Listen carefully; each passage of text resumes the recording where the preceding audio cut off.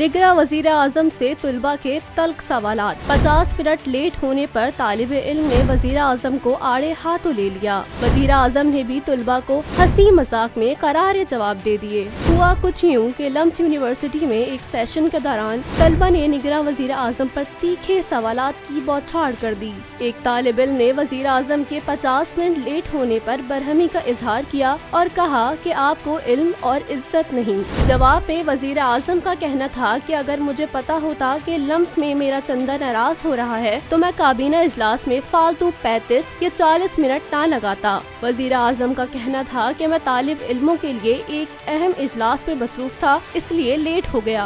एक तालिब इल्म ने इलेक्शन में ताखीर का जिम्मेदार वजीर आजम को करार दिया। अनवारुल हक काकड़ ने कहा कि अगर मेरे इख्तियार होता तो इलेक्शन का ऐलान कर देता, लेकिन इंतखाबात की तारीख का ऐलान करना निगरां हुकूमत या वजीर आजम का नहीं बल्कि इलेक्शन कमीशन का मैंडेट है। इसी तरह एक और नाराज तालिब इल्म ने पाकिस्तान में गैर मुल्की तारकीन और अफगानियों के हवाले से सवाल किया, जिसके जवाब में वजीर आजम अनवारुल हक का कहना था कि ये ऑपरेशन मुल्क में मुकीम तारकीन वतन और गैर मुल्कियों के लिए हो रहा है, क्योंकि दुनिया भर का यही उसूल है।